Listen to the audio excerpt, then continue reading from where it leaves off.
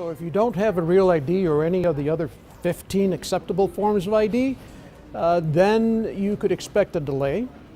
There's a possibility you may miss your flight. There's a possibility you may not even be allowed into the checkpoint.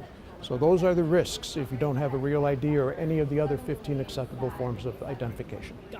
No, as long as it's Real ID compliant, we'll take either. Right now, the CAT machines that we have here are capable of handling a mobile digital ID, but we'll take either a compliant physical or a digital.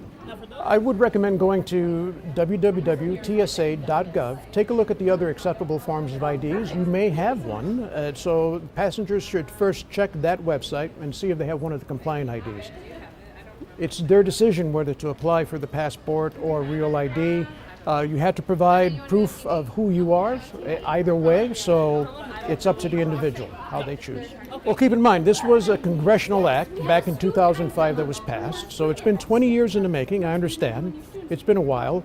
States have asked for extensions because of the logistics involved dealing with multiple ID types, Real ID versus a regular ID.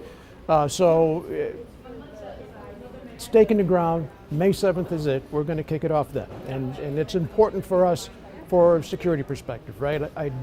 Verifying an individual's identity before they fly is absolutely critical. We need to know who you are before you can pass through security checkpoint. Of course. No, I can't speak to why people made the choice they did, right? But we'll be prepared, right? We work collaboratively with the air carriers and the stakeholders here at the airport to see what the volume, what the demand is. So we will be prepared. Also, the staff here has already conducted a couple of pilots to see how this is going to work, and the results have been promising. Very good.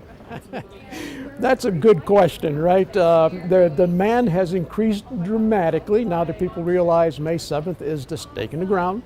And they have to have it. Patience and flexibility. That's all I have to say.